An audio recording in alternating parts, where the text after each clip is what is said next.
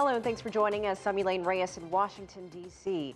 NATO Secretary General says the alliance stands in strong solidarity with Turkey in the wake of domestic terror attacks. The comments came after an emergency NATO meeting called by Turkey. And on the agenda, the threat posed by ISIL as well as Turkish military reprisals against Kurdish rebels. CCTV's Jack Barton reports from Brussels. Officials from all 28 NATO members met in Brussels at Turkey's request to be briefed on the recent domestic attacks carried out by ISIL and the Kurdish PKK and to assess Ankara's response. All allies stand in solidarity with Turkey. We strongly condemn the terrorist attacks. We express our condolences to the Turkish government and to the families of the victims in Suruç and other attacks against police and military officers. Last week, Turkish jets began attacking targets in Syria.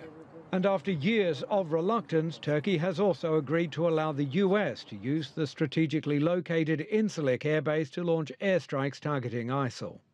That'll reduce the distance US planes travel to strike targets by up to 1,000 kilometers. Turkish security forces are also again battling the Kurdish PKK, which has waged a 3-decade-long separatist struggle in Turkey, but which is also a bitter opponent of ISIL.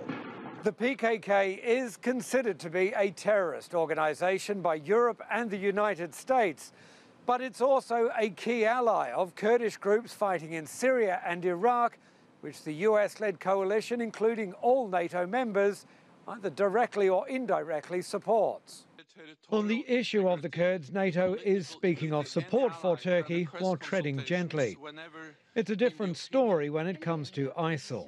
I welcome the increased efforts by Turkey to fight ISIL. Turkey did not request additional NATO military support at Tuesday's meeting. Turkey and the United States now plan to create an ISIL-free corridor in northern Syria, more than 100 kilometers wide, that could help alleviate the humanitarian crisis among the civilian population. Jack Barton, CCTV, Brussels.